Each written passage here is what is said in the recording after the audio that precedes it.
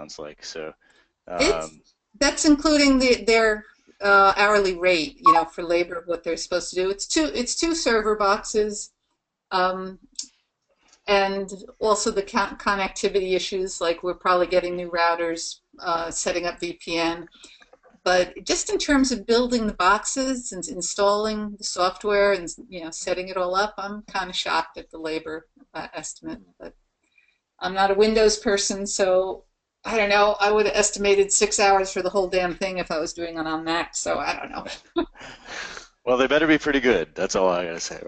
Um, Right? they they work with a pretty big FileMaker consultant out in California. So the idea was, well, if that big group was accepting of their efforts doing pretty much the same exact build, then we should trust them. So, yeah. My IT guy out here, who's definitely a Mac fan, is grumpy about it. He's very grumpy. Anyway, there, that's the only thing that's interesting about what's going on with mine. Other than that, it's the usual juggling from FileMaker 11 on up to 15. Uh, well, at least you got somebody else over in the 15 camp, right? So, Finally, I've been saying it since I met them 6 years ago. You have to upgrade stuff. right. At least I'll be getting my VPN. I've been asking for that since literally the day I interviewed. So, yay. Yeah. Cool. Well, hey, who's next here? We got Kurt Hardy. How are you? Hey, I'm good. And just so you know, there's a few of us from MC Services here from Nick's team. And personally, I'm the project manager for our FileMaker team.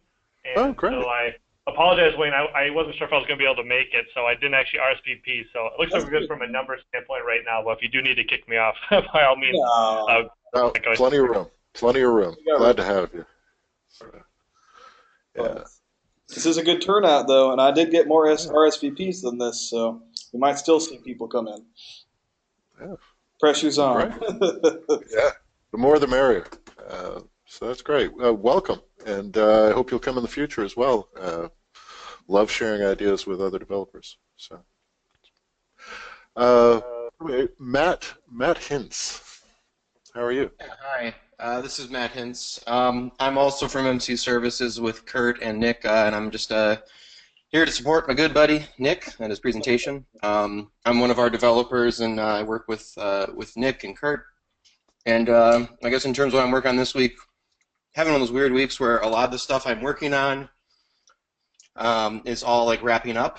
So it's kind of a weird phase where it's like the final leg of, now I got to get this file deployed on a server, or, there's this one last thing we got to do for a sync solution. So it's a lot of just not fun stuff, but stuff that makes you feel like it's going somewhere. So, yeah. Yeah. Oh boy. Yeah, we're Yeah, familiar. that last couple percent of a project, is always just annoying to me. Yep. So It's sort of like being a carpenter, and it's time to clean up the mess. exactly. Yeah. So I'll be glad. I'm taking a vacation tomorrow and seeing some family. So it'll be good to get out for a little bit. Yeah. Sounds awesome. Okay. Well, once again, welcome. Nana, how are you? I haven't talked to you in a little bit. Hey, I'm doing good. I mean, we at DocUX are very busy. We have a couple of projects going on. Just busy as usual. So I think Eric might be joining the session soon. Oh, We okay. are kind of in a meeting, so yeah. I'm just coming on here to see what you guys have to show. Yeah, should be cool stuff, man. Nick's got a lot of web development going on, and I know you guys are interested in that as well. So, Yeah, definitely. Yeah, yep. we are planning to do a lot of stuff with using the APIs to Yes. and regular web technologies to do stuff. So, Yep. um, Lots of I'm looking forward to it. All right. Well, welcome. And Patrick, how are you? Hey, I'm all right. How you been? Oh, pretty good. Pretty good. Did you make the last one? I did not make the last one. I don't think so. Yeah, I thought it had been a couple months since we heard from you.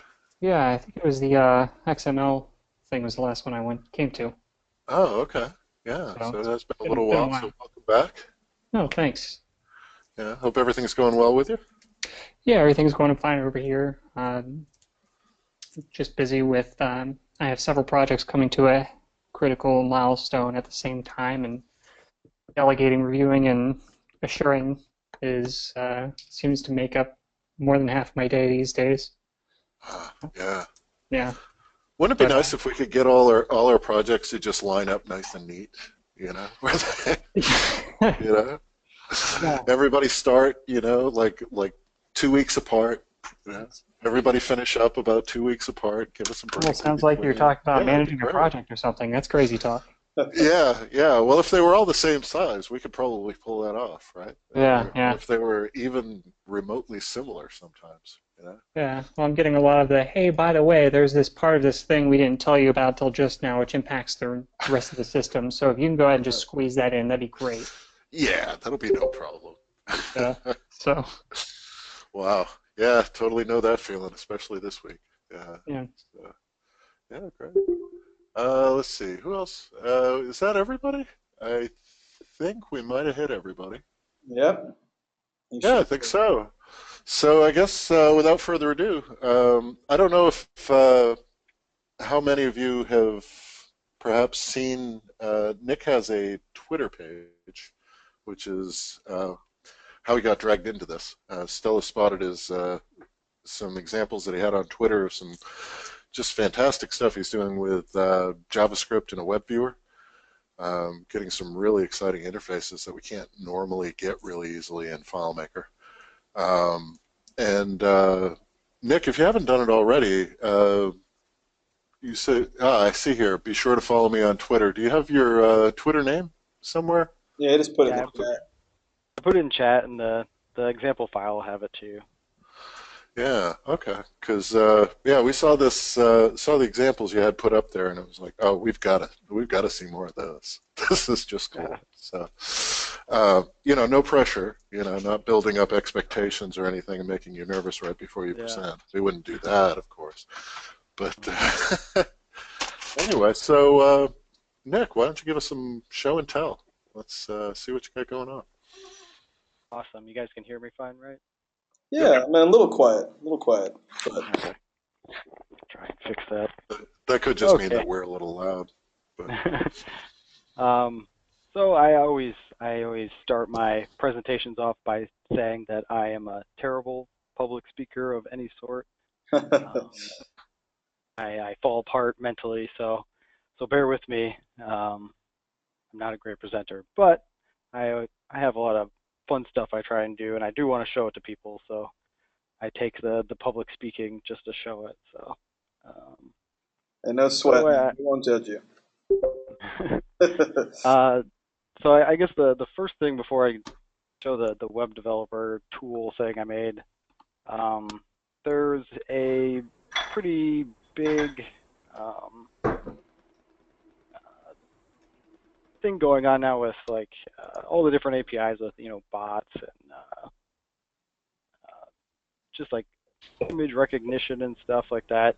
And one of the biggest companies is called Clarify, which what they do is they have a RESTful API where you can send images and videos to it, and it could give you keywords back of what it thinks it is by learning about other images on the internet, and it tries to do some crazy comparisons and all that stuff.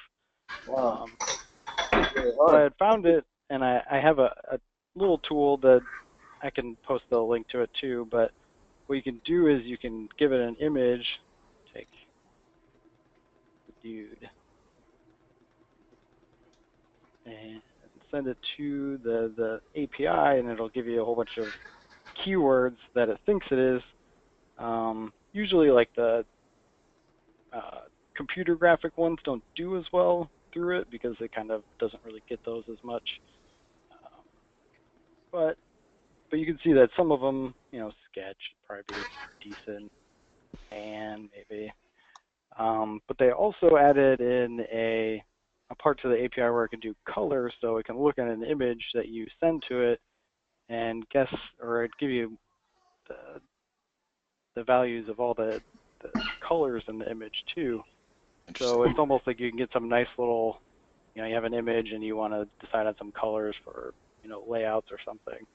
You can get all the hex codes and from whatever image you send to it, even videos too, which is kind of crazy. Man. Well, I gotta say, What's I'm a little the skeptical. I'm a little skeptical because it couldn't come up with the dude. I think. I know, I was sad about it. But what's great about it is that since it's a learning API, you can send stuff back to it and say, these are keywords that I know that are like this.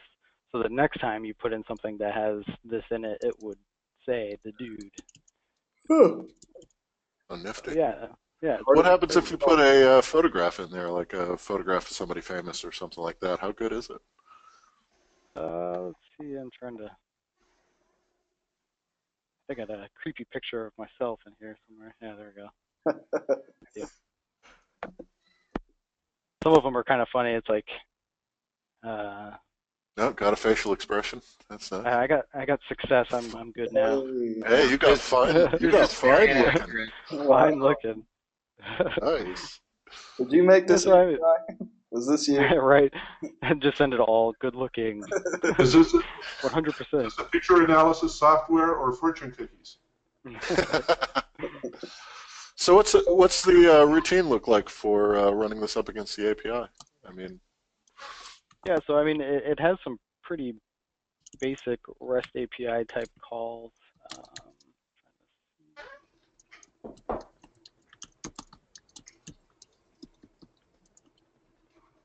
So I use a lot of the base elements plugin, which now that I think about it, the example file, you'll probably want to make sure you have the base elements plugin installed if you want to be able to do all the stuff in it.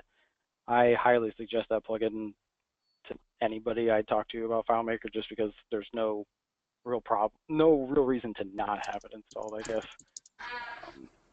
There's just so many good things and it makes so many things easier to do, especially a lot of the API stuff. But yeah, so you just do like a post, you set some, I guess the parameters is kind of the little more, actually it's not too bad.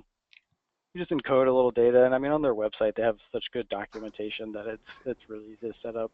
And I mean for Clarify you can do, I think it's like 5,000 calls before you have to pay like some marginal amount to do it.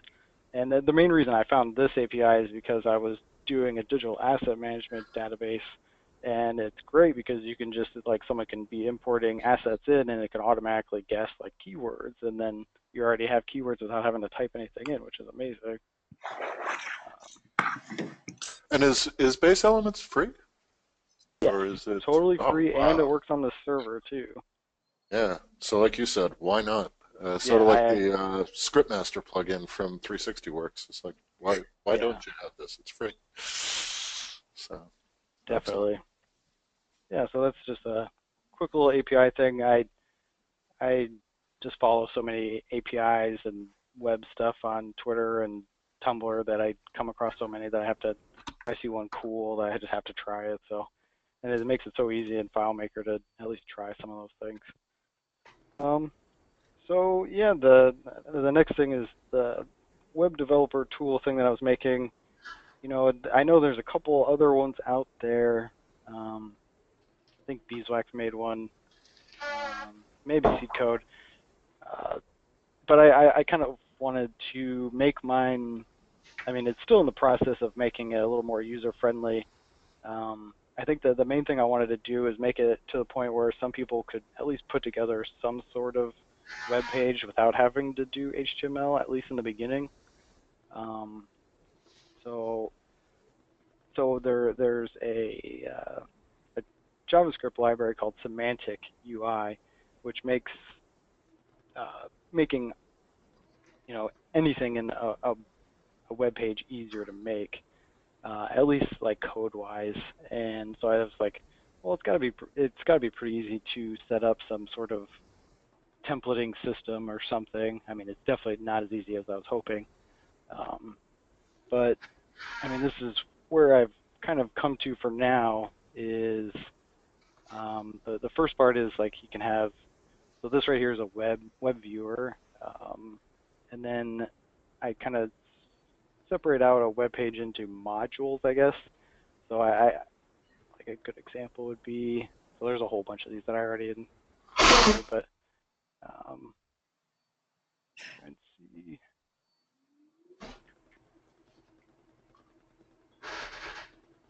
I mean, like just by choosing one of these modules, I was able to, have a bar at the top that stays there, whatever. It's just kind of a default thing. You're able to, change whatever you want in the HTML or CSS. So if I were to change that real quick, I mean, it changes there. So it's kind of like at least a good starting point for trying to set things up in a web page, and it's actually kind of a good way of learning things in HTML and CSS, which is actually, I'm not a web developer in any sense of the word. I kind of just stumble through it until I find something that works. And I think that this is like maybe even a tool to enable me to do that more, I guess. So does anyone have any questions so far? I mean, I got some examples. Anyone had any questions? Is it possible to bootstrap with this? I think Semantic has Bootstrap installed. I think I have to have some sort of setting enabled, and I don't remember. But yeah, there's definitely Bootstrap is something you can use with it. Okay.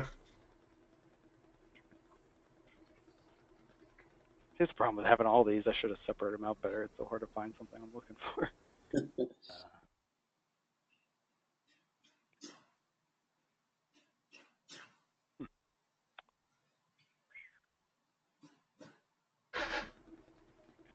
Oh, okay.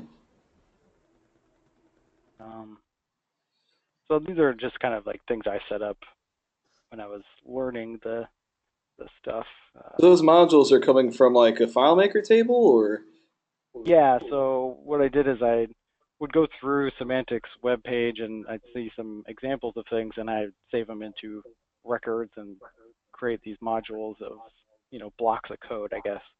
And that's kind of what I was trying to go for is like, I mean, if you really think about a lot of even FileMaker, it's just like blocks of things. So if you set it up this way, you can just, separate things out and, set up blocks of stuff. You can change the order. What is a horizontal OR? What in the world? Horizontal OR. I don't know what you would use the OR for, but Huh. Oh, okay. All right. but it makes it so it's, and especially with Semantic, it's really, I mean, in general sense, it's pretty easy to see what things are and what they'll change. Like obviously horizontal divider, it makes it horizontal. Yeah. Yeah. So that modules list that you're clicking into is like a related record to the page that you're on here.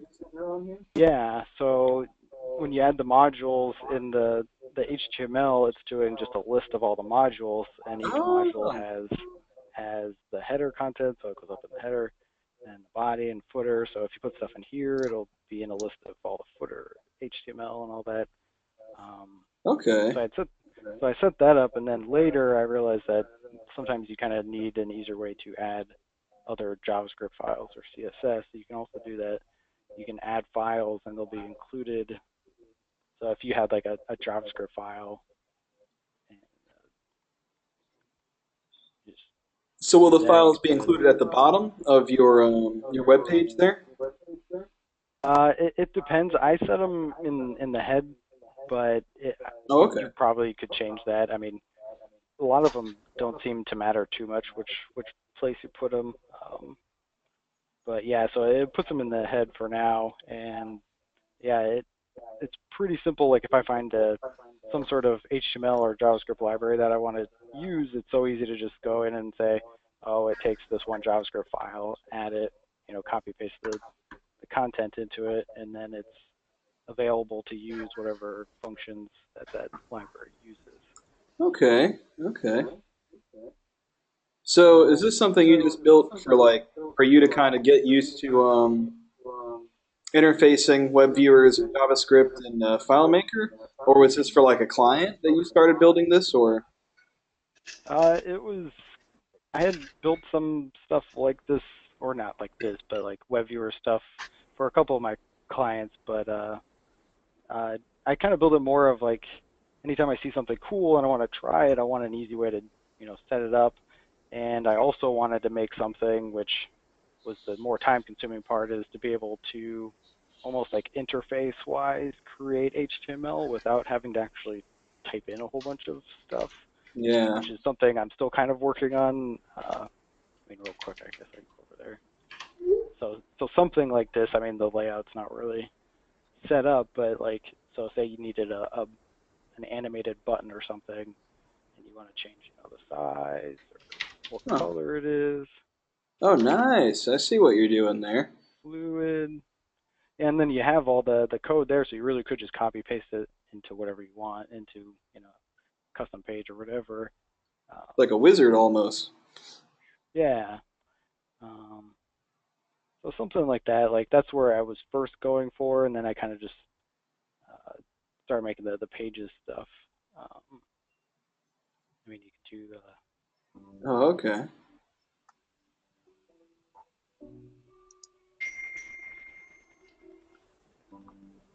They can set up stuff pretty easily. There's icons, which are always nice. I haven't added all the icons, but there's so many in this semantic, it's crazy.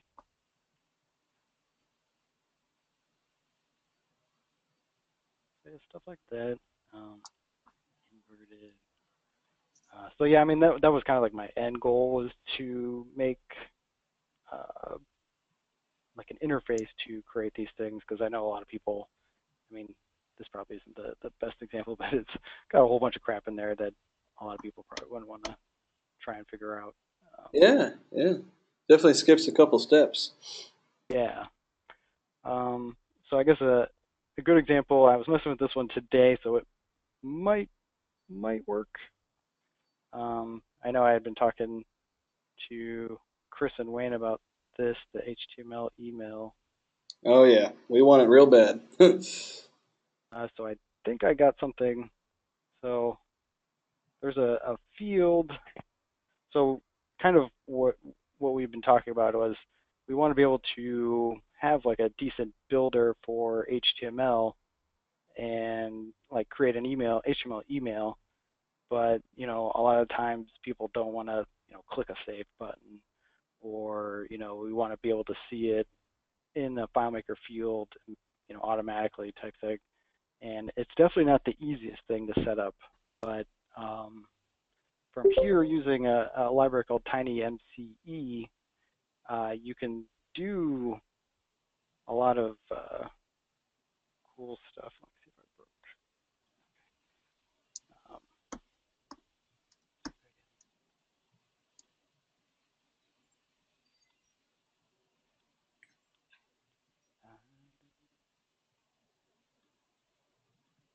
So if I were to like go anywhere else, like, well, actually, I want to edit that. It's automatically updating a field with all the HTML. So if you needed to send the email, which there's plugins that you can send HTML emails and they're great, but writing it out isn't the easiest thing. So using something like this, it does all the HTML, almost like you're using a Word document, but it creates the HTML like that. And what happens is when you lose focus to the editor, it calls a script in FileMaker and saves any of the HTML that's in there currently. So you can see right here, this is the field that it's saving to. Oh wow! So you were able to figure it out then, huh? Yeah. Wow! I tried for a year to do that. I could not. It was kind of odd. There's the blur and on focus JavaScript stuff. Right. Those all the JavaScript and HTML stuff gets better over time too. So especially with the different browsers, which is always a pain that one browser deals with something differently or just doesn't work at all, but you Yeah. don't even know that. So Internet Explorer. I mean, I would love for FileMaker to give us an option for the web viewer to use a framework other than whatever the default is of the operating system, which is what you might come across, which is actually a good thing to mention is if you're using Windows and you try this, there's a possibility some of this stuff might act differently. Since it does use, I'm pretty sure even Windows 10 will still use, the framework of IE for the web viewer. I can virtually guarantee you it will be different. Yeah. So, I mean, there's a lot of people that have posted stuff on how to, you copy a little bit of JavaScript and a lot of it will try and fix those issues if you see them. But I haven't paid attention to that too much just because I wanted to get things working, I guess. But yeah, that's definitely a concern that you have to look at when you're dealing with the web viewer on Windows. I have a question. Yeah. On your UI there with the menu and all the icons running across there, it looks kind of like WordPress or something. Does that, where are those icons from? And if they're not inherent to FileMaker, how did you get them in there? Can't remember if I load the. Well, they're actually, Steve, they're actually in the web viewer, though, right? So they're coming from the JavaScript. Yeah. So the file edit insert and all that stuff and the icons below it is all that's all HTML and JavaScript, not FileMaker. Yeah. All this is HTML. Oh, okay. Yeah, it's part of the library, that TinyMCE library, and that's where it can get really useful and cool, but at the same time it can get a little overwhelming when you look at these are all the plugins I'm using for this, and it's kind of like if I mess up one of these, then all of a sudden it breaks it. So that's where I have a little problem with HTML in general, is that or JavaScript is I mistype one thing and then all of a sudden everything's broken. And it can be frustrating. And then good luck troubleshooting it. Yeah. Luckily, I don't remember who posted it, but there is a way to have the inspect element on your web viewer, which is great. Oh, wow. So you can see when things are broken. That is there, but what in the world is that? so if you looking at this with not doing much web development, it's pretty intense. And I mean, some of it's just ridiculous, but you can at least see sometimes the errors that come up are glaringly easy to tell what you did wrong in the JavaScript, but sometimes they're not. Some of these aren't even really. How did you get that in there? I will have to get back to you and I'll find the link to it, but there's one of the other FileMaker developers, one of the super crazy ones, figured out how to enable the inspect element in the web viewer, and I can't remember. Should have saved that. But yes, it is pretty easy. I think you just had to change something. I know that's not very helpful, but yeah, it's actually not that big of a change to get that to show, which is really helpful. So if we had this and got it to drop into one of our solutions, I mean, of course the main use case we were talking about was if you want to create an HTML email, but I could picture this just in a notes field, as a replacement to a notes field in a FileMaker table, where instead of just editing the text field, with plain text, you can enter HTML where you can have, tables and ordered lists and things like that. That would be that'd be really exciting. Definitely, yeah. I imagine we'd use that in a lot of places, not just in our email. So, how good is it at? Oh wow, see, that's awesome. Yeah, right. How good is it at if you change record? Does that trigger the on blur? Yeah, that should. Let's see. Sometimes it actually triggers too much, which is where I was trying to figure out today, but let's see. Oh, maybe it didn't. Yeah, that seems to be the tricky part, is getting it. I do see that it reloaded when you went back to the record, which is awesome. I I almost assume feel you're like doing that with an on-record load or something. just that didn't update. No, it didn't. Interesting. Yeah, so it probably have to be some sort of, um, I mean, since it is a FileMaker script that can pull the data from here, I wouldn't see it being a problem having something that could run, like, if you were to do something like next record without, like, clicking anywhere. Even tabbing makes it run. No, not when you're in a list, though. So, I mean, it triggers a lot of the time, but there are some that are kind of weird. I guess I look at, like, I had added something like this trying out in one of our solutions, and what I did was I made it like its own little uh, modular window, and I don't let you do anything else except for, click on a button to say I'm done editing this or something, and that usually suffices to stop people from doing silly things. But Yeah, that could even be sufficient. If it was on a maybe if it was on a popover, and when the popover closes, we do our thing. yeah. Yeah, oh, that's exciting. So, I mean, some of the other examples are kind of just small things, but things that wish FileMaker did a little better. That's just something silly. These are just some of the modules I was messing with. Change stuff pretty easily, I think. Yeah. Most of the icons have a pretty basic name, so it's pretty easy to guess, like, some of them.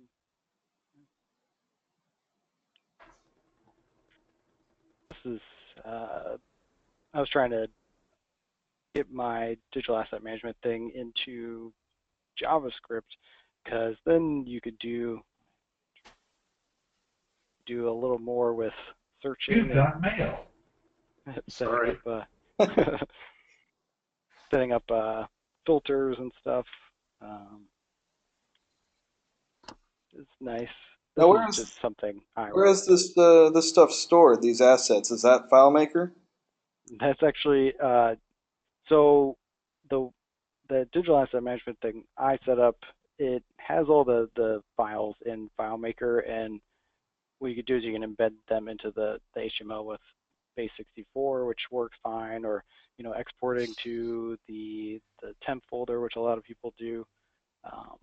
But these are actually being pulled from a cloud-hosted, the thing called Backendless. And actually, what I did is I uploaded all of them and their all the files and the locations of them into this. God, I hate that. I need to fix that. But so it actually loads from here and puts them into the web page.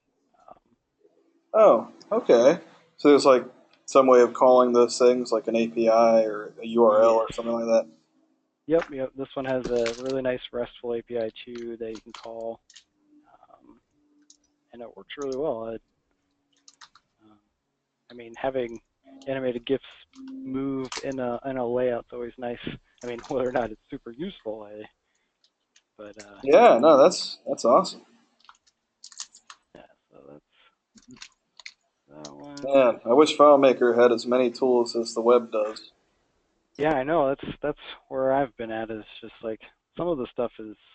I mean, a lot of it. I've seen people make crazy animations and you know a whole bunch of things with just CSS, and we all know that all these layouts use CSS. Yeah. But we don't have that accessibility to even to mess with it. And it blows my mind. Yeah, it's kind of why not, Yeah. This was an example that I had put together for some of the people at at MC Services because we have a CRM that uses location, and you can see accounts nearby. This is actually where you can see I set up some files, because before I set up this functionality, I was copy pasting JavaScript files in each of these, or wherever I needed to, and it started getting annoying. So that's where, if you need to add CSS or JS or JavaScript, adding them here, and then you can see the whole JavaScript library, and it's just like a leaflet. It's an interesting mapping library. I won't try and explain it all, but it gives you all this functionality of setting up icons for things on the map. Is this like Google Maps, or what am I looking at here? It's the leaflet JavaScript library that you can actually, I forgot it's connected to another service that you can actually generate maps, and what you can do is you can designate what type of map and all of this crazy stuff, and then it'll load from there into here, and then you have a whole bunch of JavaScript functions you can use on it. I mean, it's probably, I wouldn't try and say it's better than Google Maps, because Google Maps has really useful stuff too, but this one has a lot of customizability, even before you do all the JavaScript and stuff. So it's definitely something I would highly recommend. And anytime you're confused on some of the stuff, if you see like any of these in here, if you just look for, probably the first word in some of these, you'll find them online. Oh, okay. Leaflet is definitely one I would suggest. Yeah, that's awesome. Of course, Chart.js, which is a pretty popular charting library. Some of it, actually, they updated. That's the one thing with JavaScript, is sometimes they'll update, and you update the JavaScript, and they change all the functions. And I was having a meltdown a couple days ago because the newest version completely broke all of my charts. Yeah, Bootstrap has a bad habit of doing that too. Yeah, it definitely seems like it's a popular thing to do in the web community. But at least you can roll back, or just change it to the old version of JavaScript file or something like that. The Chart.js is pretty easy to use too. This is actually the one I've used with a client to show a bunch of charts that they show for production. It's really nice. It's animated. You can change them pretty easily too. It actually didn't change color with the label, but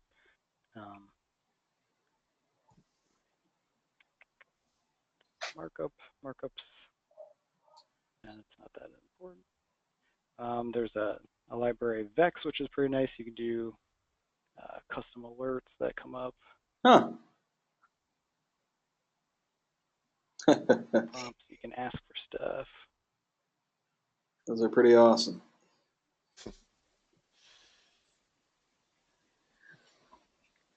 This one seemed like a lot of people liked on Twitter, the animation for this one. Whoa. And then at first I didn't realize, but like where you click on it is how it flips. It's like a skateboard. Yeah. Wow. And you can, I call a FileMaker function or script from the yes, or whatever you need to do. So you could actually put that web viewer on your layout in place of a FileMaker button, right? Yeah, and that's the one thing that I don't think people think about enough, is that the web viewer doesn't have to cover the whole screen or the whole layout. And that's the great thing about HTML and CSS, is that you can make things resize really well. So if this web viewer is smaller, you can make it so it's a smaller button, so it fits. The one thing I do say is, I don't remember where it said that, there is a way to make your web page, the background color. So I don't think there's a good way of making a web page transparent, which I guess makes sense.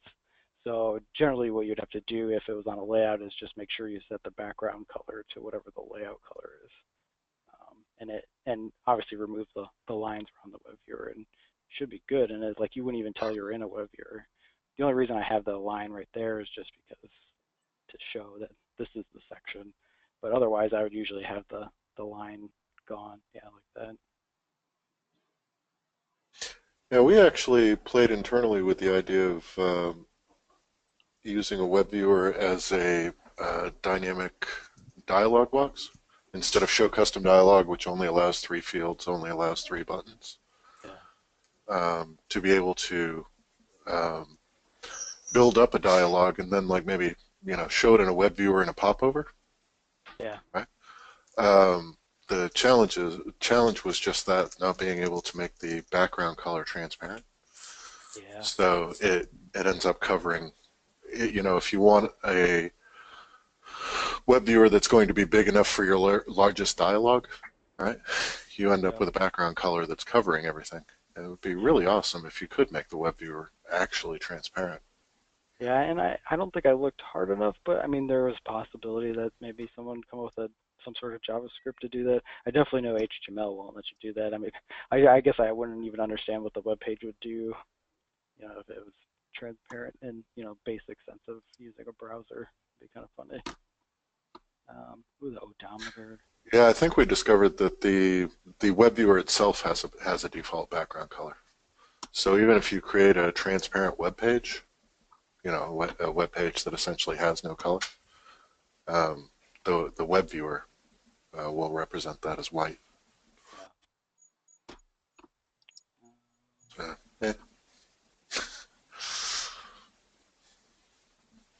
Some of the popular full page scrolling websites, which are always interesting. I've definitely seen some well done ones where it's page content, you scroll, and then it's like a whole nother section. It's just another JavaScript library.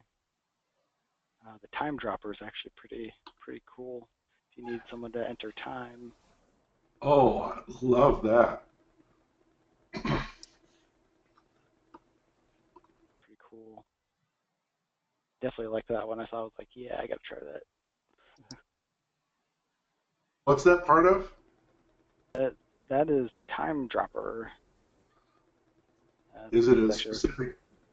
it's just a little JavaScript file that you include in the CSS, which I think there's some cool styles you can do with it too. But and then it's like super easy to set up. Is there a corresponding calendar dropper? There was a time dropper. Can't remember. There was a couple of them that were made by the same guy, and it was pretty similar to this. I was having trouble with one of them, so I deleted it and then raged. So I think there is some other ones that. Wow. I think there's a calendar one, but yeah, there's definitely some cool. Chris, are you seeing this one for our time fields? Do it again.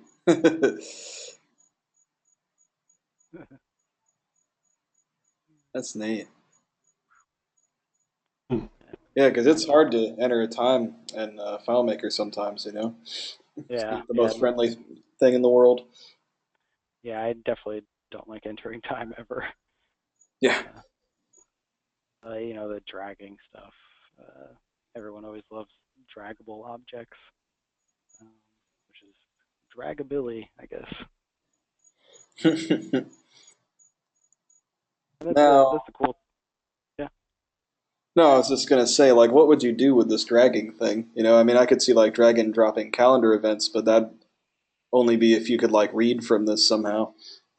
Yeah, I mean, I know a while ago, I know iSolutions had something where they had some like seating chart thing or something.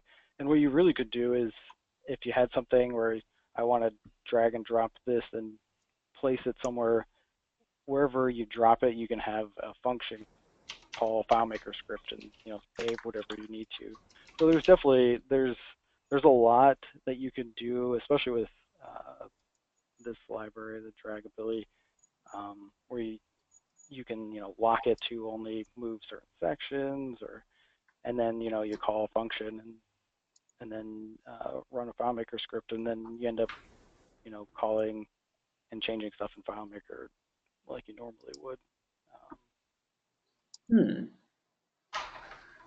That's where the harder setup comes, is like, okay, now I need to actually use it with a specific thing, and that's the harder part. This one is kind of cool. It uses something called Algolia, so it kind of guesses what you're typing in. Well, that's cool. So I could see that being useful for people, entering an address or something. Yeah, so you could like autofill using FileMaker data, and then, although FileMaker does have, the autofill feature. Yeah, but this one actually, I'm not giving it any information other than what I'm typing. So this is using whatever, maps of the world to guess where I'm typing. So if I were like, that's better.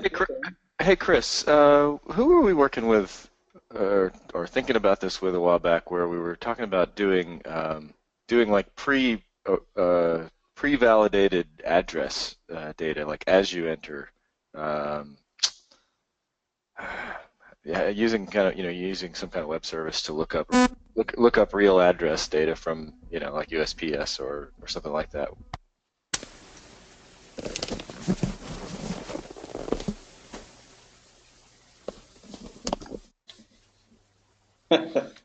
Chris is getting his mic out from under the couch, I guess. Yeah, we thought. Yeah. Sorry. Did you hear my question, Chris? No, my audio just went out. I just came back. Okay. I can't remember who we were working with on this, but there was some discussion about how the trouble with having to get your address data scrubbed constantly, because you're collecting all kinds of who knows how good of addresses with a system, especially like a public system, web facing or something like that, and then you're continuously having to go back and get that data scrubbed so that you can submit it and actually get things mailed out properly. Someone had mentioned something about being able to the concept of sort of pre-validating. You use a tool that really looks, I would imagine, looks a lot like what we're looking at on screen right now, where as they're doing their data entry, they're receiving real address data prompts there in the list from some service that's already scrubbing the data. So essentially, you're scrubbing it on the way in. I don't remember what project or who that was, but that if that looks like the kind of thing that this is doing. That would be really cool to be able to kind of hook into that.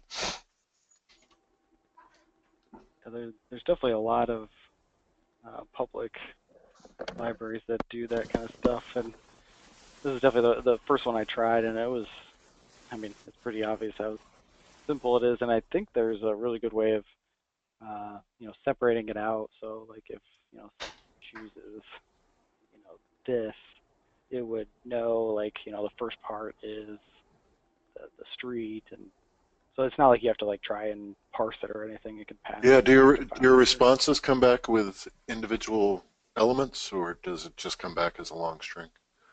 No, you can get it back however you want, and I know that there was, you can call the state, because it does know, what part these are. So I didn't set that up, but yeah, whatever the function is for it, it can get each part, so it's easy to get back. Yeah. So does this one cost anything? Probably, if you do, like, a lot of these are just based on like how many calls you do in an hour or total calls. And what's the name of this one? It is Places, I guess.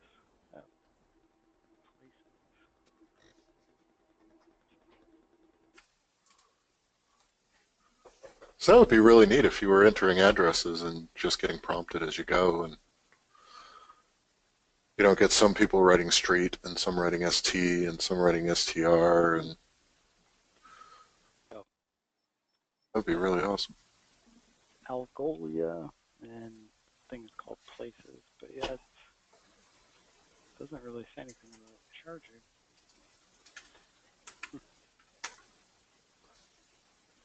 And it looks like, yeah, you can probably customize it too. Nice. Yeah, so what else? What else? Oh, the other small thing that I think is kind of cool is using that same back-endless cloud database. I wanted to make it so if, say, Chris comes up with a cool, JavaScript library and makes an example, he could upload it to the server, and other people that are using the same tool can download them and look at them. So without having to download like a new version of, the FileMaker file. So what you could do is you can upload the pages you make. Like I uploaded a whole bunch of mine already. So if I wanted to, I was like, oh, the time dropper is cool. You click download and it'll download and create a new record in here. And it's got all the files and all the HTML. And then you can edit it however you want, and it doesn't mess with theirs. So it's kind of like a community type thing. So if anyone comes up with something cool, they can upload it, and other people can download it. So, and this isn't hosted or anything. It's a local file. It just downloads what it needs to, and that's it. So,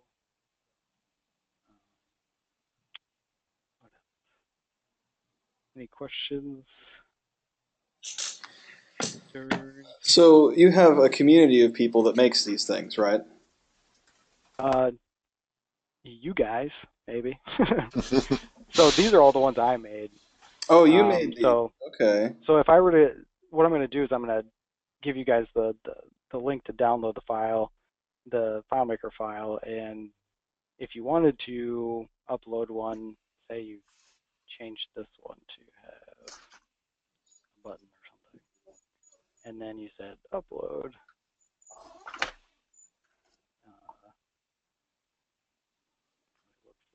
Oh, wow. But all these custom pages are things you've made. Yeah, so most of them are just the ones that are already in here. Okay. And those are you can made see out of modules from some library or libraries, I guess. Yeah, but if you add your own, like say you found a new JavaScript library and added them here, those also go with the upload too. So, Oh, so okay. even if I didn't have that JavaScript library and I downloaded your example, I would have it and it would work. So yeah, that's the one I uploaded. I probably should have changed the name so it made more sense. But so yeah, it's kind of like a share if you got something cool, or for whatever reason you delete a record or something, you can re-download it or something. That's neat. That's a good idea. I thought it'd be nice to see if anyone else comes up with something cool, or I'm always down to learn a new API or, Yeah. library or anything because there's so many cool ones. Yeah, there's too much out there, man. I can't even keep up with it all. Yep. I guess the one other thing is, say you made some page or you wanted to save it as a module, you could like save.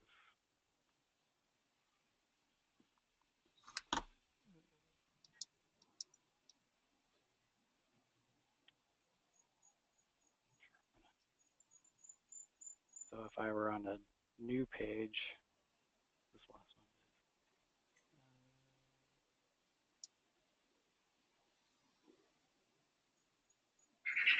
one. Oh, I forgot to add the file part, but generally what it would do is you'd be able to save modules that you can reuse later. Okay. I set that up before I set these files up, so it'll have to download those too. But so is this something you've given to other people, or are we the only ones that have had access to this, or? I posted an earlier version a couple of weeks ago on Twitter, but not many people. I mean, other than just people that follow me and felt like downloading it. So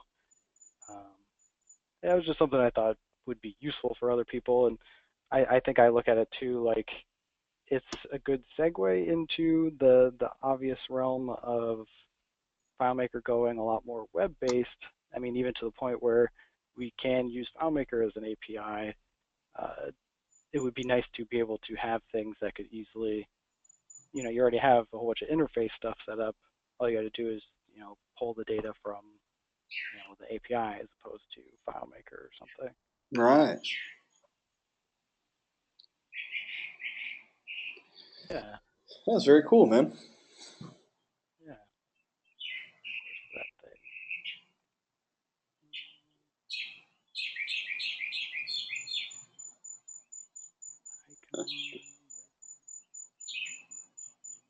Who's got the bird? Yeah, I was laughing to myself. I'm on my back porch right now, and they are active. Excellent. They are alive. My squirrel just chattered at me and everything, so it's noisy, but a good kind of noisy. But yeah, this is cool. You were planning on like that element maker. You really wanted to flesh out more. Yeah, I think I had started there with the bunch of copies and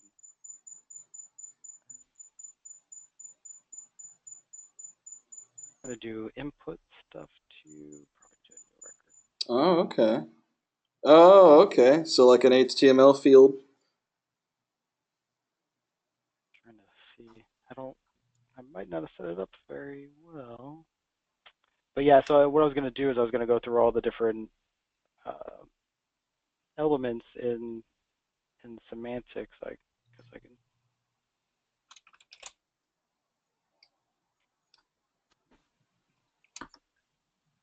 So they got buttons, containers, a bunch of that's not a good example.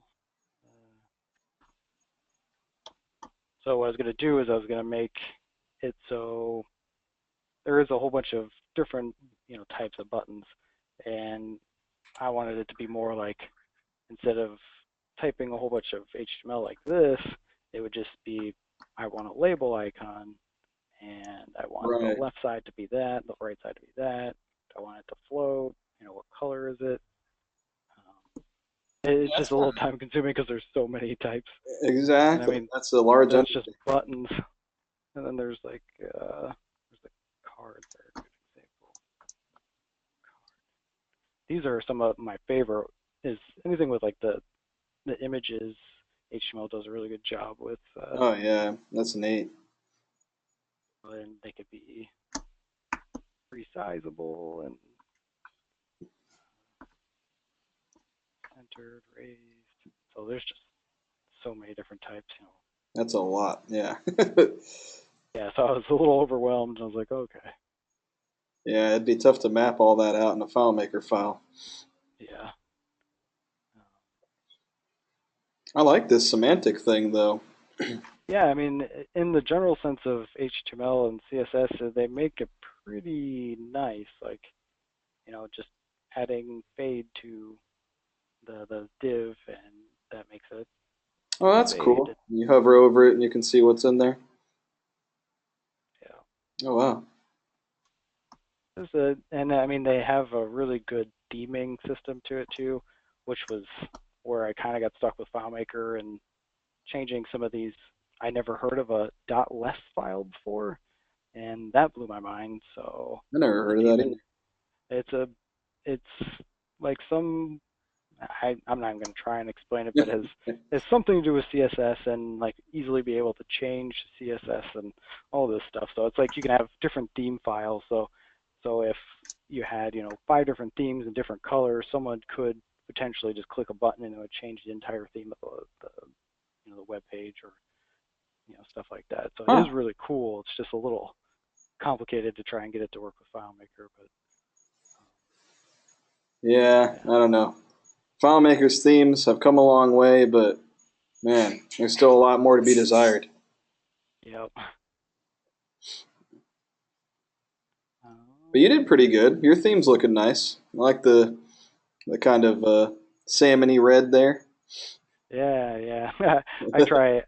I go to any of those, color websites and try and find some sort of, Good schedule. combination. I always default to Helvetica New because, that's the whole flat UI font that everyone uses, and that's Yeah, very nice. But things are very flat right now. yep. I'm sure it'll change and it'll be something crazy, but for now, it looks nice. Man, that's quite a tour, man. Quite a tour. Hey Nick, you showed us a dashboard with a bunch of charts and so forth on it. I think it was a work in progress, but do you have that handy? I do. Because our most recent meeting actually was about dashboards, and I think it might be kind of relevant to just to augment what Eric showed us last month. We have a sandbox That's version that I'm awesome. going to show, which actually has a little better.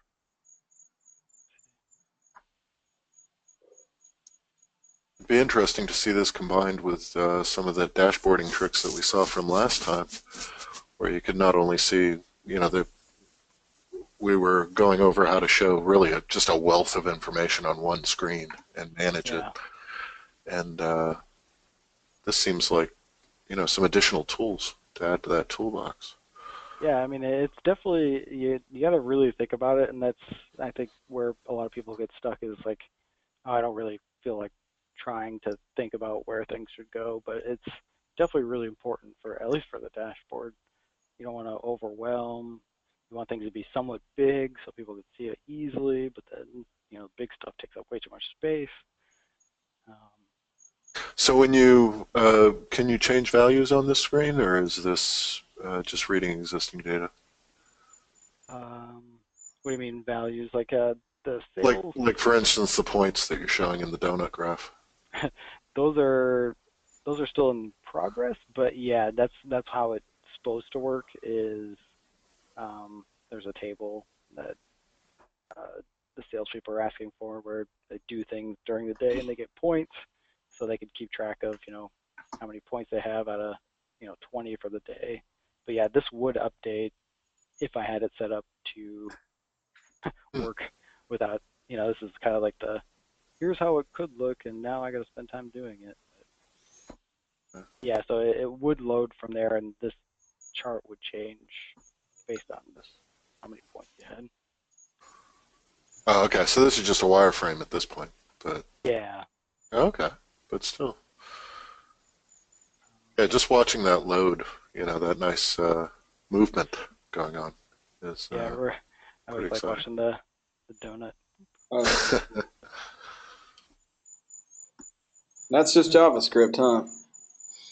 Yep, both of these are Chart.js library, which is my go-to for charting.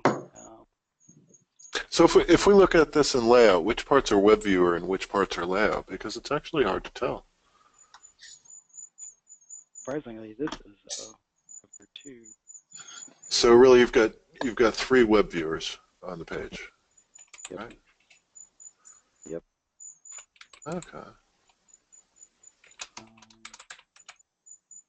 Do have the. So what are those? Yeah, what are those going on? Their contacts and everything. That's a global field. No, these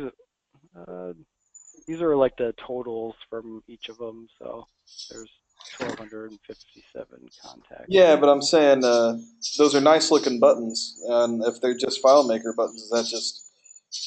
Yeah, so we just did a global field, and they're just big buttons. Oh, and you got the images from somewhere else. Well, we imported some icons into the buttons. Oh, okay. Some of those, and we lightened it a little bit. That's nice looking.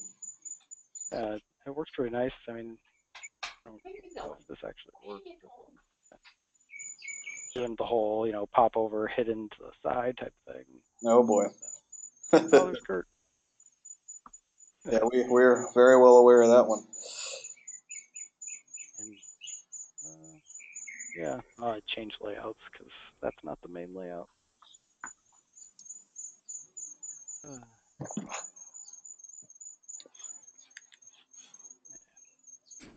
So if I understand correctly, what you're doing is you're generating the data that runs the graphs from FileMaker, sending it to the offsite graphing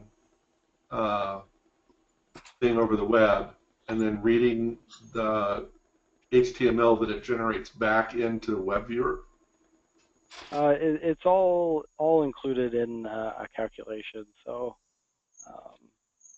we have like a field that's the body of the HTML, which this is where it kind of gets crazy because I was trying to set it up where you can change it to whatever chart you wanted, and then things got crazy. But so mainly, this is not like the pretty way to do it, but I was trying to get it to work. But yeah, so I mean, it's all calculated in FileMaker, but it's using all of it in the web viewer. So I mean, it's all local to that. Yeah. So at runtime, you're not talking to you're not talking to a website to get back this chart. You already have the parameters of the chart in FileMaker, right? Yeah. Okay. Yep. Karen, was that you? That's basically what all this stuff is doing too. It's just a more interface of it. So JavaScript is included in there, and so it's all loaded. But,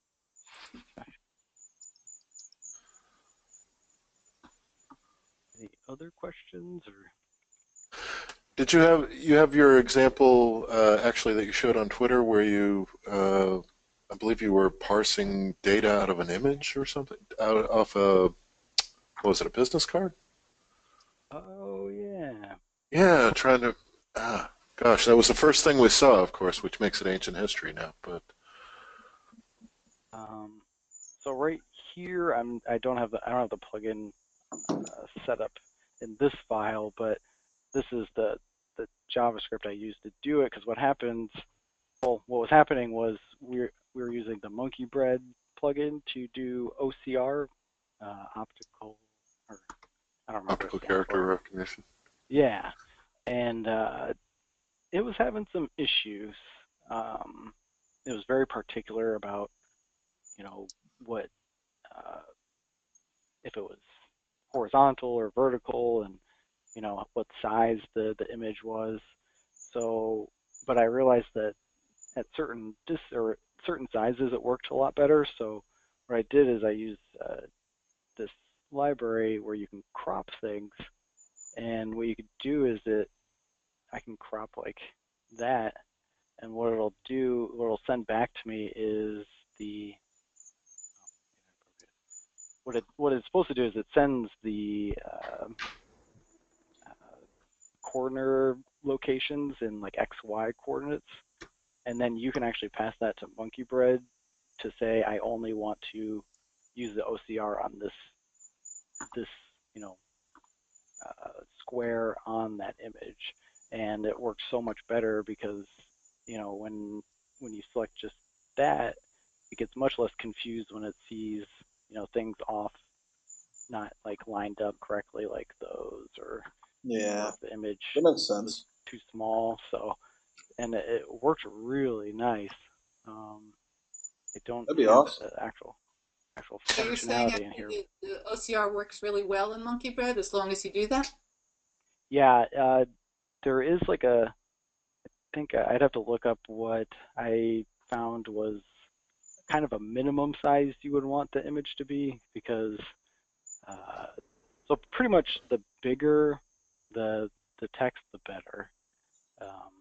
So if it's like a faraway image and the text is pretty small, you're not going to get a great reading. I was imagining that would be resolution based. So is it smart Yeah. enough to zoom it to the right resolution for you once it's loaded? Yeah, and I think that's, but I think that's the plus with having it in a web viewer, is that you have some good ability to resize things based on its resolution. Paired with cropping just the stuff you want. So the Monkey Bread one worked pretty well. There weren't a lot of other ones. I know that I saw someone post there's a program that you can buy, I think it's like $5, as Pick a Text, which actually isn't in FileMaker, but you could do pretty much the same thing. Huh. I guess it does make sense that it says a 3 because it looks like a 3. But yeah, so it's kind of like for your desktop type functionality, which is pretty cool.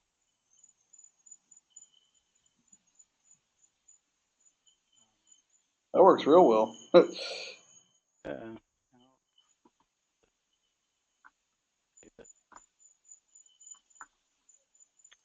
Yeah, so if anyone's looking for OCR, I think the Monkey Bread one did a really good job. I mean, barring some making sure you set things up to help. Sometimes you'll get some crazy garbage if with OCR. It's kind of funny, but What does OCR stand for? Do you know? Optical character recognition. Okay. I knew there was yeah. something like that. Oh I man. mean, it does save a lot of time if like Burris, they had a whole bunch of business cards, and all I did was make it so you select this, it saves them into separate repeating fields, and then I had buttons next to repeating fields, and you would just say, oh, this is the address, this is the phone number, this is email address, this is the website, and it saved so much time.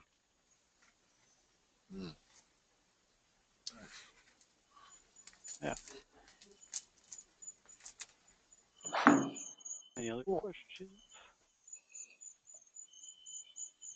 I don't know, man. I think you did. You've done enough. That's a lot. Yeah.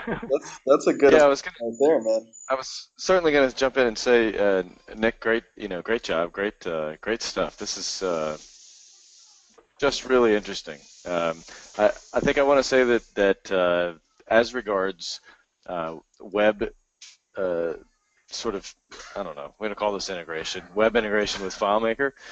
You've done a great job of making this sufficiently FileMaker-y. Your work to kind of join join the use of those tools that are available online in a FileMaker interface is really cool. So I think that makes it really palatable for the FileMaker community. And that, by the way, is one of the things that makes this sort of stuff, very popular as compared to the sort of stuff that is just too web based. It's too codey. Yeah. It's too tough for both folks to absorb. So I think your interface is really cool like that. So kudos on putting that together. It's as you said. I think a nice segue. Kind of gives you enough to play with. It shows you the code you're creating, and that well, I say creating, but the code you're using here. You're bringing in as you add it, and that. I think that's a great tool for folks who kind of want to get their toes wet, see how this is kind of working a little bit. So I think that's really excellent work. Great job there, and great presentation. Thanks. Yeah, and that's the other thing is just that like when you build stuff like this, that it's almost ready to be a website too. So I know I was building a function that it would export it into like a folder that you could put on a server. So it's almost like you're building a website if you needed to. So yeah, it's pretty cool, and I definitely learned that people like it to be somewhat in FileMaker. So yeah, you gotta have a balance.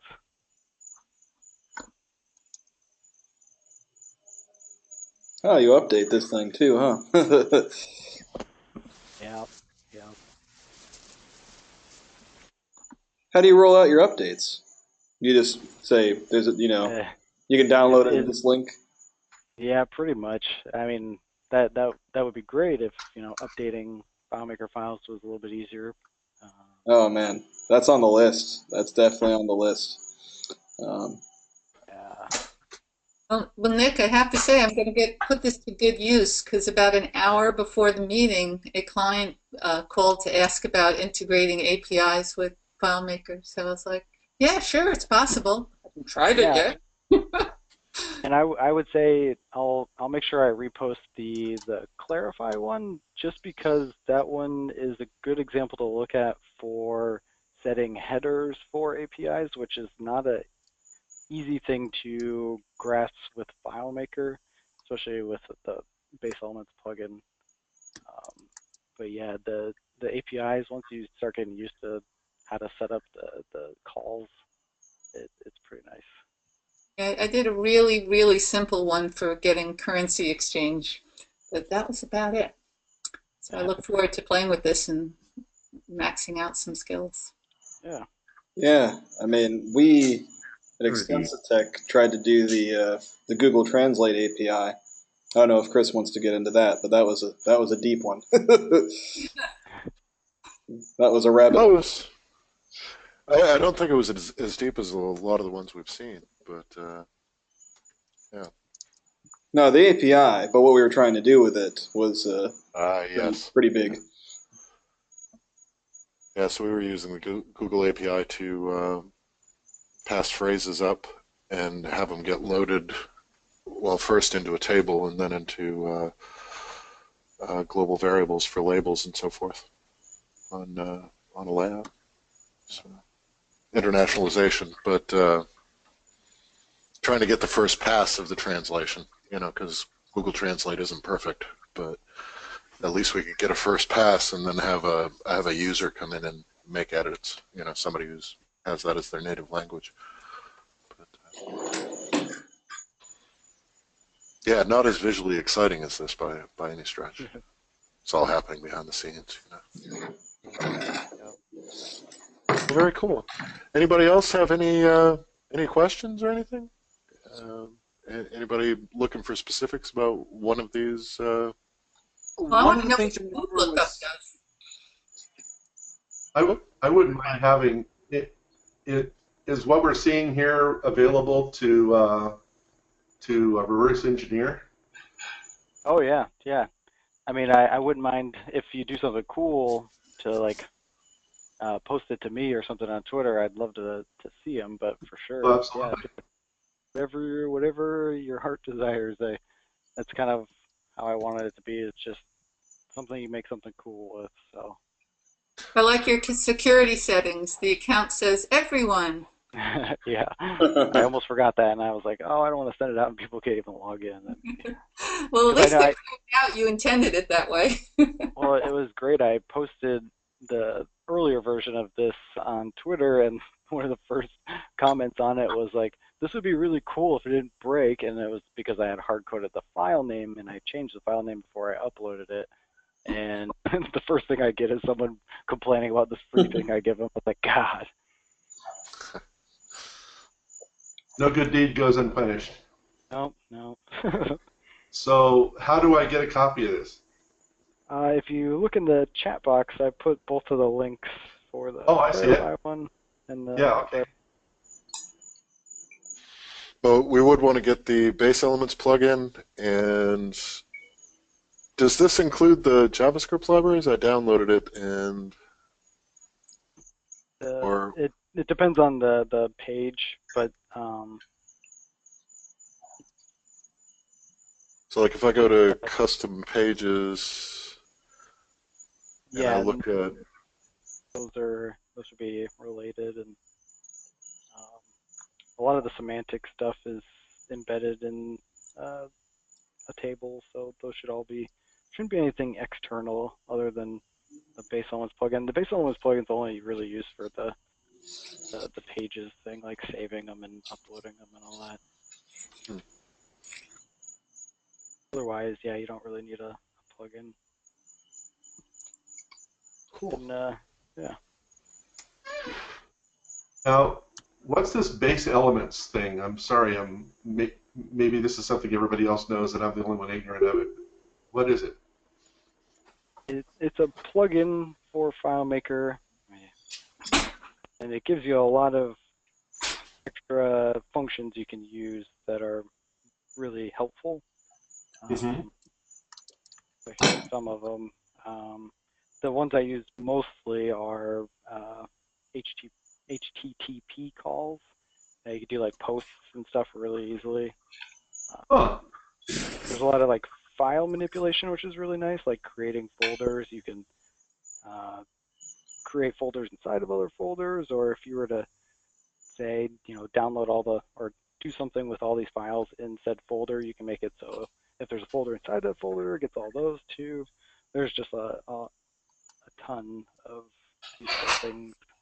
So And basically, it's giving a lot of. So is this all oriented towards web publishing, or is it useful for non-web publishing stuff? anything really. These are like the more web stuff. These are file manipulation, and there's email. You can send out HTML emails. Evaluate JavaScript. Okay. You can actually do SQL statements. So with the Base Elements plugin, you can create SQL statement, like do an update or insert SQL statement. Oh, cool. Which is really cool. Like zip files. Yeah, there's a ton. I'll post this too. Yeah, I was going to jump in there and say that, as Chris mentioned, this is kind of akin to Scriptmaster from 360works in terms of its sort of ability to be a kind of Swiss Army knife for FileMaker.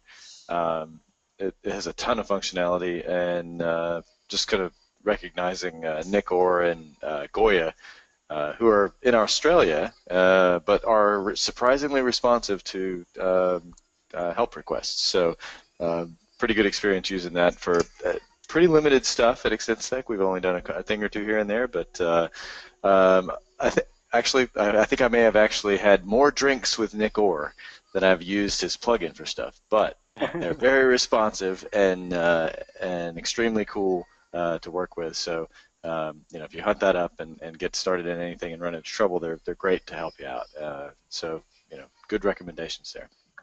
Yeah.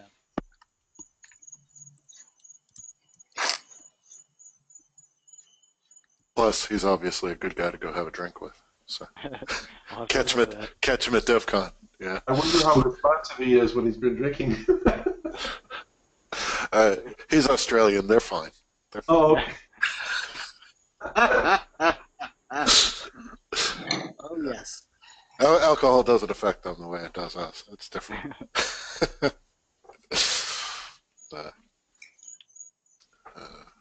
All right.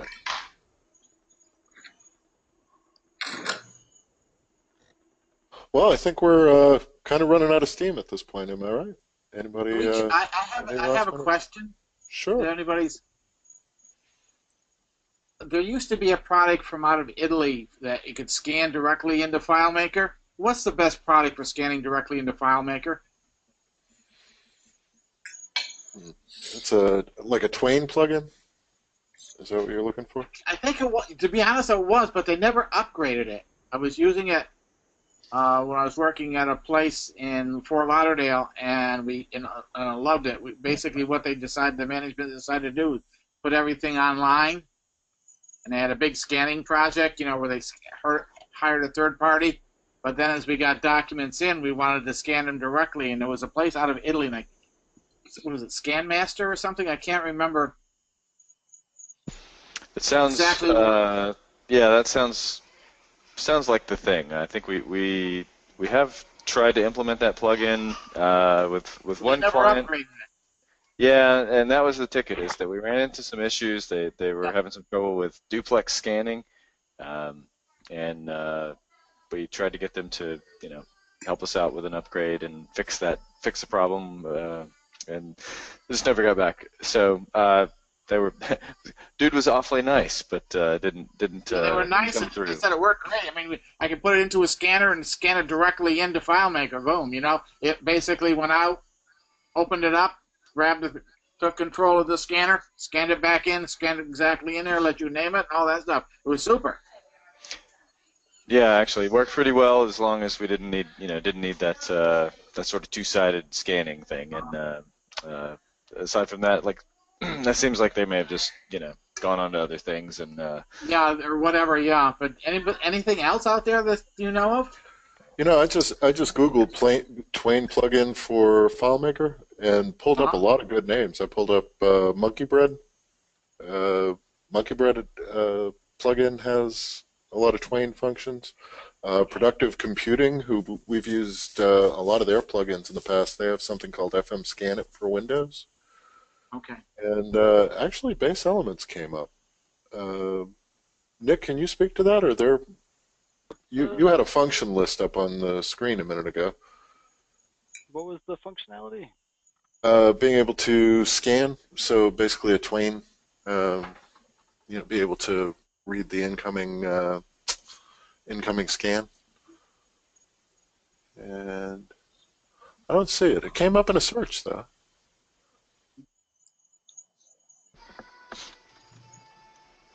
That's interesting. I hadn't heard that base elements would do that kind of stuff, but it's not surprising, right? I was wondering if it was one of the 500,000 functions in this thing. Time zip, fabulous email. No, I don't see one. That's There are some hidden functions. I don't think they're anything like that though. oh, okay. There is some really cool functions that you can run on the server that you could start a server-side script with a call, which is pretty cool. Yeah, but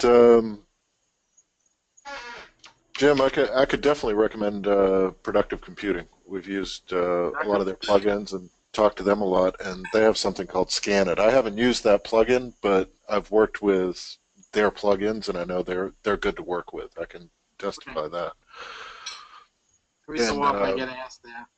And Monkey Bread is also the Monkey Bread plugin is another one of these plugins that do everything. And I'm noticing they have a lot of. I'm seeing Twain, and I'm jumping to the conclusion that would work for what you're after. But I've spoken to what's the guy's name that does Monkey Bread? German. That's all I know. I think his name is Chris. Oddly enough. Yeah, here we go, Twain. Yeah. The only thing I'd say about Monkey Bread, well, one good thing is they give a ton of example files with the plugin, which is really nice. But sometimes the documentation's a little confusing. So, like those Chinese assembly instructions on whatever you buy from the store. Yeah. Hey, we're made in America. Come on, guys. Yeah, maybe lost in translation. Reminds me a little bit of IKEA instructions. That maybe they could do plug-in instructions that are only pictures. Well, that's one other thing I meant to bring up real quick was if doing all this like web stuff and you want to show stuff to people, I highly suggest something depending on what operating system you have, but this thing, Giphy Capture, it's amazing if you want to, post things on Twitter, or I use it a lot for clients. Like I want to show a new function or something or a layout thing in FileMaker. I could record, stuff I do in here, and then you got like a instant GIF, and then you could just save it. Oh, it produces an animated GIF? Yeah. How cool is that? And you can edit it to cut off parts of it. You can make it larger, higher frame rate, which makes the file size a little bigger. But yeah, so like very cool. Top is full of animated GIFs because I sent a whole bunch. So it's like when you're making a whole bunch of layouts that have things that you want people to see in action. It's really nice to have. Is that in the App Store, or do you have to download it? It is on the App Store and it is free. So. Oh, love the price. There is one on Windows. I can't remember the name of it, but there's definitely some free ones on Windows that work fine too. So, yeah. Hi everyone, this is Kurt. So again, I work with Nick, and as you mentioned, this is huge for us just in terms of client communication, because a lot of times, if you ever want to show them off, you have to schedule time, show a demo, schedule a go-to meeting, whatever you're trying to do. And this way, when we can just even throw that in an email, say, hey, what do you think about this, and get that instant feedback, it's been absolutely tremendous for us. And that's just called Giphy, or was it Giphy Capture? if you do Giphy, but I think it's actually called Giphy Capture. Yeah. But this Giphy capture is Mac only. But As far is as that I right? know. That's We have a guy that's with a right. Mac, right? Yeah. I We have use a a guy with a product. Mac, don't we, Chris? Yeah. Yes. Yes, we do. Chris is still in the dark ages using arcade computing equipment. Uh-huh. Ooh. Ooh. This That's is the one I use on Windows. GIFCam. If can. wow. All right, that's interesting. Well, now we did actually flirt with trying to do that as a sort of a regular part of our service for a while. I mean, it's a really compelling idea, but what we ended up with, God, what were we using? What was our software, guys? Anybody? Wayne, Chris? Oh, Camtasia.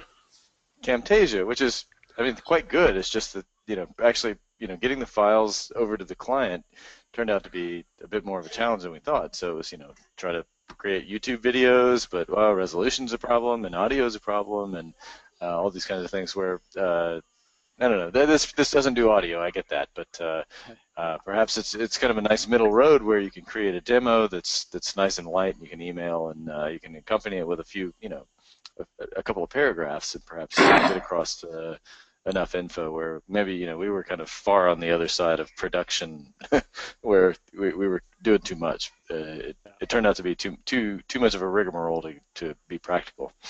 Yeah. I have a product called Snaps Pro for this sort of thing.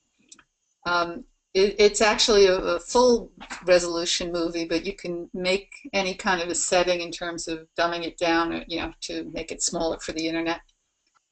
I've used Snaps Pro for literally years, and it has a lot of merit to it. It has the limitation though of it doesn't produce animated GIFs. It produces video. Yeah, that's why I'm liking this because I can imagine if you're doing a low resolution pixel like very graphic image, it would be great to do that in GIF.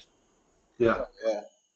Well, plus if you just need a couple of seconds, you don't need a full frame video, and plus video is so hard to transmit sometimes because of the file sizes and. Now, I've gotten good at dumbing down the Snaps Pro because I'm always showing someone how to do something with like a 1 or 2 second or maybe a little longer small video. Uh-huh. That's what I like about the Giphy. How do you get around the format issues between environments? I haven't had a problem. Most of the time I send the video, I'm, guessing ahead for who it is, if they're Windows or Mac, but it has a lot of formats to choose from, so I haven't had any. Format depending on the target people you're dealing with. Yeah, no, I find my biggest problem in general is that some people's email clients don't do images in line with the text. Yeah. Doesn't that drive you bananas? Because I want to be able to write up documentation in the email, insert my images in between things, and then I find out this client can't read it because it's all jumbled up at the bottom. Oh dear. The other thing is too with if you have a Dropbox account, if you put files in your public folder, you can get public URLs that you can send to people too. So then you wouldn't have to worry about size, and all they do is click on the link and it would show like this, which is Oh, that's nice. a good idea. And you have the mean corporate guys who block those sites. Yeah. Those darn IT people, man. One of the new features of Sierra, and also there's a email support thing called Mail Butler that works with Mail.app on the Mac, and it allows you to in Mail the Mail Butler. What it does is it stashes your the image or movie or whatever it is that's too big to go in the email in your Dropbox thing, and then it automatically attaches a link to it in the email, is substituting for it. So when you send it, it basically sends it with a download link, and it already uploads it for you to Dropbox. Is that Cargo Lifter? Excuse me? Is that Cargo Lifter? No, it's called Butler, a Mail Butler. Same concept, I get it. And same problem. You get it to a corporate person and they can't open it. Now, Mac OS Sierra, though, is supposed to have that built in as part of the OS, but I don't Ooh. know how that works as far as the recipient is concerned, or how that link is set up for somebody who's not a Mac user on the other end. Well, what I notice when something comes from Apple, usually corporate IT guys aren't clever enough to block it. Oh, Because I find like, they blocked everything, but oh, look, the Messages app still works. I can get my text yeah. messages anyway. They don't think of the protocols that are non-standard for the non-Windows people. Yeah, good point. I'm so glad I don't have to deal with that anymore. I have so many, like a wide range from like tiny, tiny clients working out of their house to, huge corporations that most Mhm. everything has to go through India. Uh, Oh my God. but the last round was so funny because a new server was starting to act up and weird symptoms, horrible stuff. And in the course of taking it apart over a month, I didn't have actually access to the desktop, so I couldn't check it out, but finally got someone who did. And he interrupts everybody. He goes, this only has one core. And I'm like, and they keep talking. And I'm like, what? One core? One core? I'd asked for 4 cores and 16 gigs of RAM. And they did the minimum VMware build, because by the time it got to India, they did nothing. So Oh, you want to know what happens. The first symptom is your backups stop running, the log stops recording, and about 18 hours later, it finally kicks your users off. oh So, dear. yeah, it was horrible. And we wanted to charge IT for the rebuild of the data because the second time it happened, it closed everything. But they were like, too bad. We don't know what we're doing, and that's not our fault. Big corporate IT for you. Yeah. Fortunately, I got our university converted over to Mac back in the 90s, and we've been on 100% Mac shop ever since, so I don't have to deal with that stuff. Oh, see, that's what I love. And the IT guy I work with for the one client here in New York, he's so upset that they're switching to Windows servers. But as far as I know, and what's the current age of the Mac Pro? 4 years? Yeah, three years or so, somewhere in there. Oh, that's right. He didn't want to go with the newer model. He was hunting down older 2012s because of what he needed to do to attach drives to it. And Yeah. it just kind of seemed scary. Yeah, Mac's, Apple's interaction, or I should say their relationship with enterprise environments is seems to getting more shaky all the time because they just keep doing, killing stuff that was valuable. They don't care about it because it's not a high volume sale. Yeah. So it's sad because that was why they got to stay in business because of us enterprise people, right? Uh-huh. Um, It's not a high Well, margin sale. well, I need to get going. Thank you. It was fun. Thanks, Steve, for coming. I'll, Yeah, good to see you. Or as much as I ever see you, right? yeah, really. I feel like kind of like the what was the guy that was behind the fence in Home Improvement? Yeah, that's that guy. Yeah, everybody. I talk to Steve about 2 to 3 times a week and have forever, but we have never met face to face. So Yeah, really. that's the new virtual world. that's it. If he walked into my living room, I wouldn't know who he was until he started talking. Yeah, if we started talking, you'd probably recognize me. Yeah, I recognize your voice in my sleep, but Well, that's not fair, really, Chris. I've been working with you for over a decade, and you told me the other day that you have a different color hair than I thought. So that's not fair. Hey, Wayne. Yeah, I'm in here. Yeah, please give me a call tomorrow around noon. Sure. That'll be about 3 o'clock your time. All right. Can do. Yeah, I've got a little problem with PHP and FileMaker, and I did it exactly the way they said I should do it, and it's breaking. Oh, see that? I Yeah. fixed it, but it's still broken. Yeah. Yeah. So what we have here is a failure to communicate. Yeah. The documentation is it's all right, but it's lacking. You know. Yeah, I tried to do a find, and I followed the directions exactly as they wrote them, and it's not finding. Yeah. Says no such method. Oh boy. Huh. I wonder what. No, that's not good. What could that be? But you said tomorrow at what? 12 was that at my time? Yeah, noon your time. Or I mean, Okay. excuse me, 3 your time. 3 my time. Okay. Yeah. Where are you at? I'm in Arizona, and we don't do Arizona. daylight savings time, so we're on Pacific time right now. Oh wow. I'm jealous. No, you're really not, because everybody else switches except for them. So I have to imagine that that's only confusing for us for half the year, but surely it must be confusing for Arizona people the whole time. No, we're used to it. We have time the way God invented it, so. We should all switch to Zulu time. I was gonna say Greenwich Mean is clearly where God was hanging out over there in England, right? But anyway. I'll catch y'all later. All right. See you, Steve. Thanks for coming. Thanks so much. Take care. You too. Bye. All right. Good night, everyone.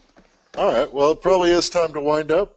Thanks everybody for joining us. And we actually got the session recorded this time, so it'll be posted up there if you want to review anything. And oh, heck! Before everybody goes, we still got a good crowd here. I wanted to ask the group: does anybody use a relationship graph method other than anchor buoy? Not by choice. Yeah, I'm a big anchor buoy fan myself, but anybody else?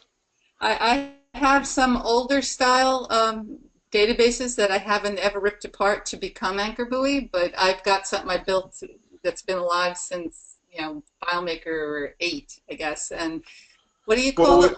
Not squid or Well, there's a bunch of them actually. There's flotilla. There's squid. There's Spider Graph. Spider Graph. Yeah. Angel of Death. Angel of Death. That's the converted file look there, where you converted from FileMaker 6. Yeah. Well, the reason I asked, Karen, is we were thinking about doing a future FMPUG session where presented by a few people, where a couple of people would advocate for various methods, and we could compare and contrast. And I didn't know if maybe we already had some people in the group who were, not fans of anchor buoy, who might talk about, why this other method works well for them. Because anchor buoy isn't the only method, Well, what I like about Anchor Buoy, well, see, this is why I'll have to dial into the next thing, because I can argue both, but I like to always say, what if I get hit by a bus? Mm-hmm. And to keep something truly organized, it's a lot simpler to leave it Anchor Buoy for the next guy after you get hit by a bus. Because if you don't have it that way, it's so complex that you have to be really organized and well labeled, use the colors, you have to have a whole key as to how you name things. It's very important. Yeah, well, that's the challenge. Is I think I could definitely talk about anchor buoy until everybody listening to me is blue in the face. Green really is what. Green, yeah. But I have heard some good cases made for other methods, and of course there's selector connector. That's another organization method.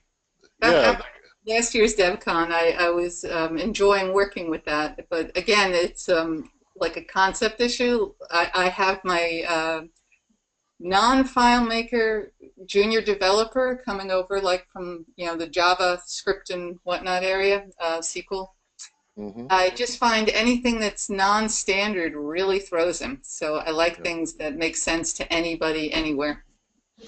Anchor buoy certainly gives a multi-developer environment a little boost there. It's just very easy to follow. So I've noted when Chris and I were kind of discussing doing this as a topic that Kevin Frank, the sort of vaunted first advocate for Anchor Buoy in the FileMaker community, has since published a log saying that he's backed away from it personally, and kind of made some improvements on the model in general. Sorry for background noise, but he's still kind of on the fence there. He sort of uses it a bit, and has augmented it with some other sort of I think what I would call sort of cheating. It's like Anchor Buoy, only connected to other stuff when it makes sense. And then he went as far as to use coloring and some naming conventions to try to make it more understandable. But I think I agree with Karen. From a pure understandability, if I've invented a word there, standpoint, Anchor Buoy just provides a pretty nice, clean model to work with. So it's hard to say, you should really work hard to go away from that so that you can gain some advantages. And I think, Chris, our sort of forays into cheating Anchor Buoy and connecting up table occurrence groups and stuff like that led us off in a direction that had some other downfalls that we didn't like. Made pretty. Yeah, a lot of it had to do with passing it on to the next guy, as Karen said. But yeah, it doesn't sound like we could really do an effective session about this. We had done something in New York where we were also showing naming conventions, like the ideas of how to organize your relational graph. Yeah, that thing, right? Yeah, so I actually still have my presentation from that kicking around on the web. So if you end up doing that, we can pull it up without me having to do any work ahead of time.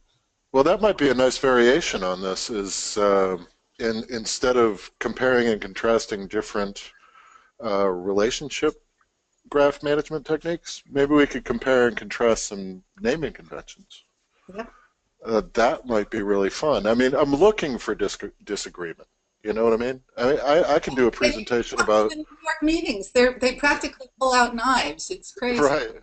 But I mean, I could definitely do a presentation about our naming convention and why we do it and why it's so awesome. But what really makes that valuable is have somebody else go, well, we approached it a different way. We came up with something that works really well, and then you compare and contrast and kind of pick and choose different ideas from different people.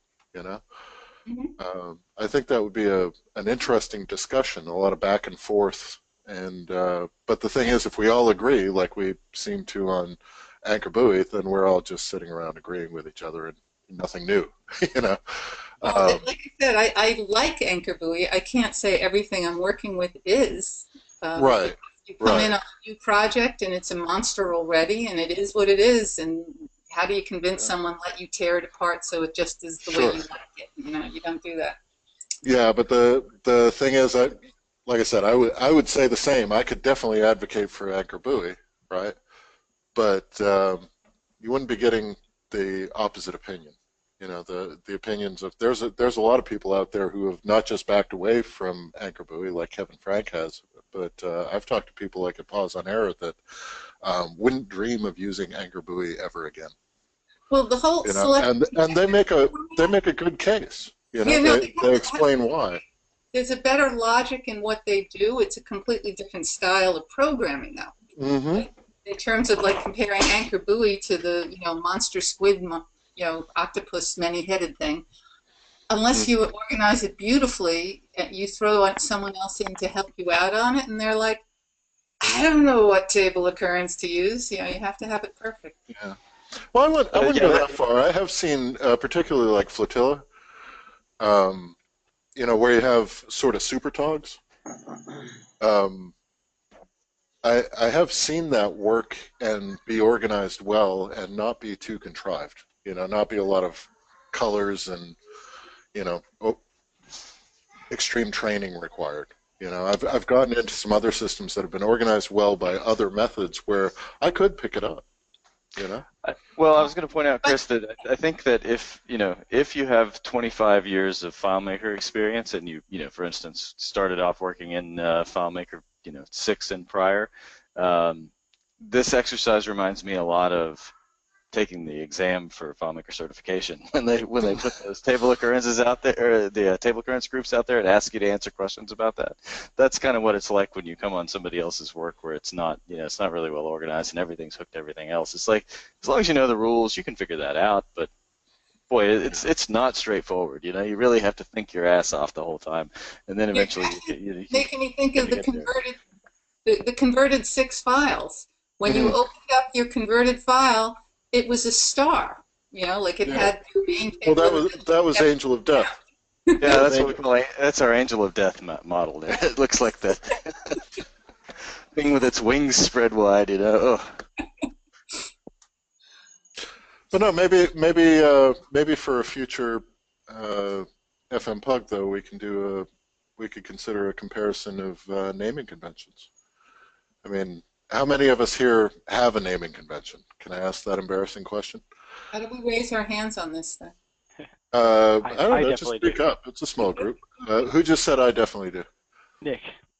Nick. Okay, so you've got a naming convention, and I'm sure it's different from mine, and I'm sure it's different from Karen's, and there's nothing wrong with that. I come from a SQL background where I hate any kind of special characters other than underscores. Ah, okay. Definitely. Ooh, what do you think of the pipe then? I had worked with somebody that did that, and it was kind of cool when you could double click inside the pipes and it would select just that, which was nice. But it just looks weird to me. But I always use pipes as a separator. Yeah, when keep I'm off the doing pipe. when I'm doing data parsing, I always end up using pipe as a separator. So when somebody uses pipes in a field name, it throws me for a loop. I've seen people using colons inside their field names and file names. I'm thinking of the That's table. challenging. Yeah. Because I use the pipe to separate the values that you're hooking up. Like if you're choosing more than one element, like with your well, it just went by. But anyway, when you have more than one thing connected to the table occurrence, I pipe them. I asked Matt Odell about that years ago, and he kind of looked at me funny. He's like, I don't think that's a problem, but it worried me that an engineer wouldn't know whether it was a problem or not. But I haven't run into the problem, so I like my pipe. I think the worst one I've seen is bullets used as part of a naming convention. Oh. Yeah, that's which is just fine as long as you're on a Mac. Yeah. Good luck typing that bullet on a Windows machine unless you have like 18 fingers. No, it's Alt 1587, I think, or something like that. Yeah, on the number pad, by the way. On the number pad, yeah. Give it up on a laptop. So. Yeah. On the Mac, you have Shift Command K, which puts the Apple logo in black. But of course. Yes, that's perfect. When I'm flagging my assistant's work and I want him to fix scripts, I do like a string of those apples because they're big and they're black. You can't miss them. It's like but he wouldn't see them on a Windows machine. He would only see them on the Mac. So who else has their own naming convention that they think is really cool? I know Nana. I know you guys have one at DocuWorks, right? Unmute, Nana. He may have drifted, which I can hardly blame him. But yeah, I was going to make fun of you, Chris, for saying that it would be really fun to talk about naming conventions. Well, yeah, okay, I'm a dork, but no, like I said, I think it would be interesting to compare and see. We pick up ideas from other people, right? And like for instance, here's one for you, Nick. I was just looking at yours, the naming convention that you're using there. One thing we do, for instance, is all our primary keys have the same name. Oh. All our primary keys are just called ID. Well, actually, we call them _ ID, so they show at the top. Oh, man. And that's everybody's first reaction is, oh no, what would I do, right? And the reason we do that is there is not a single place in FileMaker where you're going to see that ID without knowing what table it's in. Yeah. So to have the table name as part of the primary key is number one, a waste, but number two, you can then do things in your scripting abstractly by saying, just grab the primary key of this table, and you don't have to already know what it's called because they're all the same. It's a beautiful thing. Yeah, so I mean, little stuff like that. I mean, that doesn't mean you need to adopt it. I mean, make your own decisions. But you know, it's the sort of thing that a lot of people wouldn't think of on their own, and I'm sure there's other things in other people's naming conventions that we wouldn't think of on our own. So sharing those ideas and going, this is how we do it and why, that doesn't mean that you have to adopt somebody else's naming convention, but you can look at something and go, well, you know, maybe I should consider that or a variation on that, you know? Yeah, that's pretty my good. pain, go ahead. My pain in the butt about that is people who sometimes think they are FileMaker experts, and they use the name, they name it so when they develop it on the layout, it comes out perfect. Ah, yes. With all the spaces and all the other ones. Mm-hmm. Pet peeve. Yeah. I like to use an underscore in all my spaces, and then on the layout, I can search and replace underscore with a space so they can have their pretty names. Oh, it's true. You can do that with a find. You know, I've always just done that manually, but that's true. You could do a find and replace on the layout. Yeah. So, Interesting. All right. Well, we've got about half of the new session already done here, right? Yeah. So I might be hitting some of you up for a future FMPUG and just ask you to commit to, you know, show us your naming convention in, you know, 10 minutes or less. You know. Yeah, I was gonna say it's a low commit there for being the keynote. All you have to do, I think, is probably get started, and everyone else will carry on it. Well, forever perhaps, but.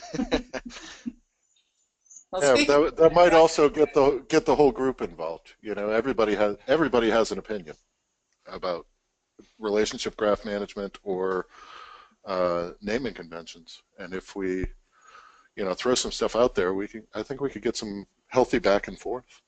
You know, so we may be considering that for a future session. So anyway, we have run over, and probably ought to let everybody go get a life, and we'll talk to you next month. Thanks, guys. Thanks, everybody. You did a great Thanks, job. everybody. And thank you, Nick. Thank you very much. Yes. No problem. Thanks, guys. Hope to see you at a future FMPUGs as well. Yeah, I will. Great. It's good having you. Thanks. Thank you. All right, guys. Good night.